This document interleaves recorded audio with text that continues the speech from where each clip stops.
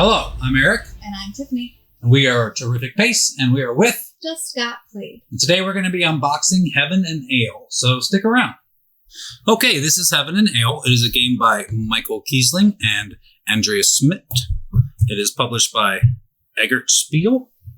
And as you can see somewhere are particulars. It is for players ages 14 and over for 2 to 4 players, and it's going to take between 60 and 90 minutes. And just like most games, you can see a little bit of what's going on here. Let's see if I can get this open without destroying anything this time. Excellent. Okay, so just a little side note here. This is a game that I've been telling Tiff for years. Like, this looks interesting. I'd like to play this. We already have 8,000 games, so we never really just picked it up. But we did get it out of the library at the recent Dice Tower East convention and played it. And quite frankly, we both loved it. So this is Heaven and Ale.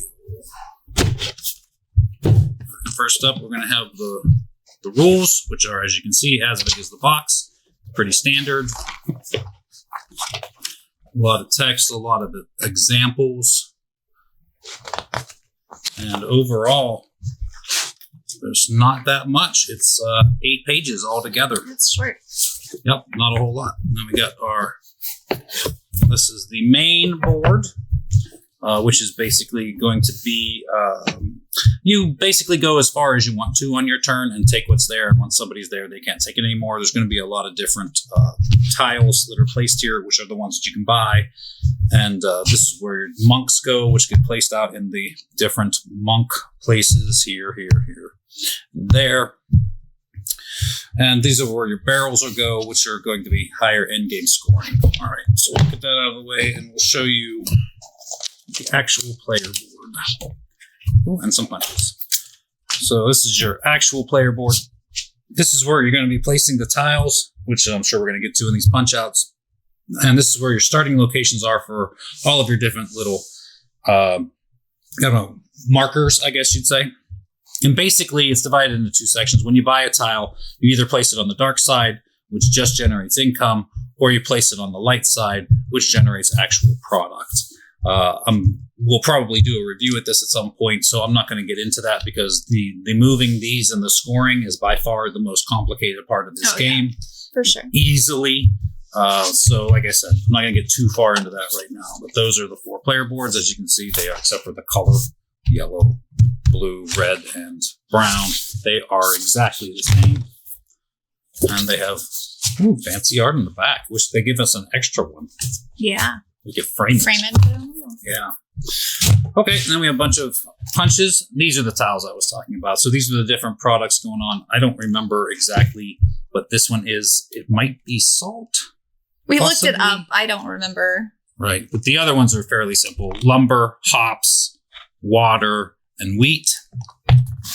And then these, I'll show you real quick. So basically, when you put these tiles out, if you completely encapsulate one of these, we'll call them pastures, then you get to put one of the pastures in that spot, and that's what these tiles are.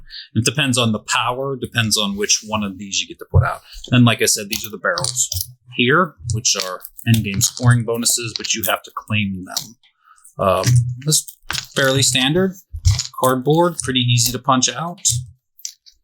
Don't you think? I agree. I've got... Yeah, yours are like mine, so it's like 2 rows. So when you touch one, like 6 of them kind of start to come out. Very easy. Very easy. Okay, so we have all of that. These are the different monks I was talking about, which basically don't mean anything except that you can run them for bonuses. And it's good to have multiples of the same one on your board, so that if I run this one, I don't just run 1, I run 2 or 3 of them. And so I don't have to run this one for 1, and that one for 1, and that one for 1. Those are the monks. As you can see, they have the numbers on the back, which is going to be how you assign them out into the different stacks to be distributed. Some more of the pastures or corrals or whatever they are, and some more of the endgame scoring barrels. Here, back in the box, we have a collection of bags that they gave us. Thank you for the bags. Thank you. There's 5 bags in here, and one that fell out or something. Then we have the money comes in two types. So the $1 are little coins here, like that. But the higher denominations are actually on little cards. And money is extremely tight in this game. That is, most of the game is trying to figure out how am I going to earn money to do the things that I actually want to do. All right. So these are the 5s and the $10 ducats. And below that we have these, which are, each player gets a set of these, which are bonuses. So basically, without getting too far into it, when you choose the scoring opportunities, you can see that they're in pairs. And if you complete a pair, then you can use one of these scoring cards, or I'm sorry, bonus cards, and do what it says on there. It is highly unlikely that you're going to get all 5 of them down. So at any point during the game, you can decide, I'm not going to do this one. I'll just take the 3 money and turn it over, which is incredibly useful because, as I said, money is very tight in this game. It is hard. Yes. This is not an easy game to win or play correctly or properly, I'd say. It's an easy game to just play. But to do well, probably takes a little bit of practice. All right, what else do we have? We have a bag of bits. So I get to dump a bag of bits. Yeah, well, good thing I'm distracted organizing. Look at the bits just falling. Oh, yes. Look at the bits. You're making a mess. I can tell by the sound. Oh, yes. Look at all the bits. Oh, my God. All right, so basically, in this bag, every player is going to get a set of different markers here, which is like your wheat, your salt, your hops, your lumber, and your water. And those are going to march up and be part of the scoring. You're going to count whatever you produce, and they'll be part of your scoring.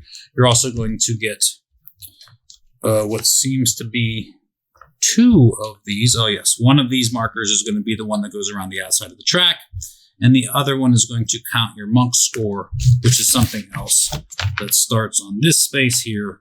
And then you try to get them all the way up around this track to increase your endgame scoring.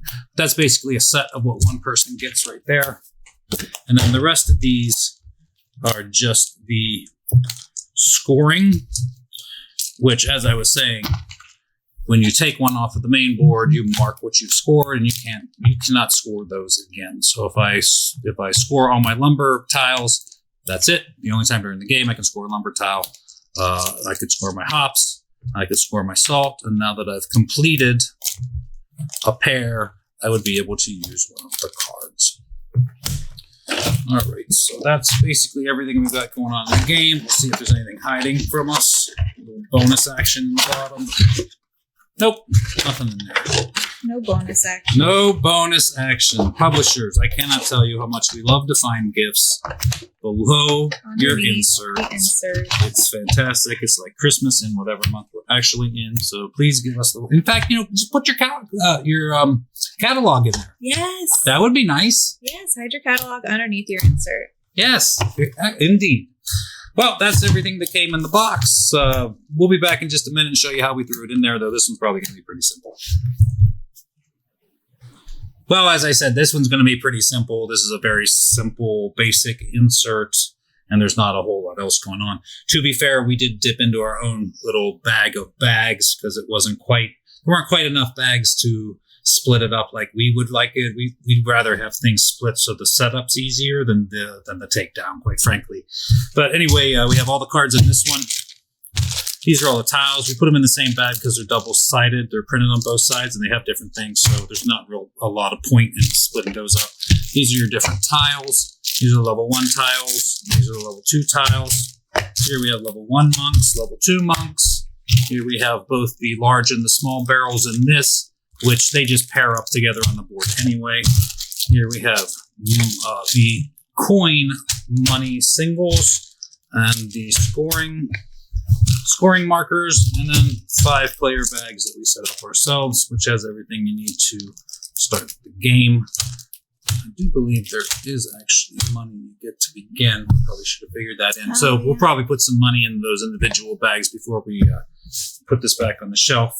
But then we got the main board, player boards, the instructions, and that is Evan and Dale. Once again, thanks for joining us. I am Eric. And I'm Tiffany. Happy gaming. We'll see you next time. Bye.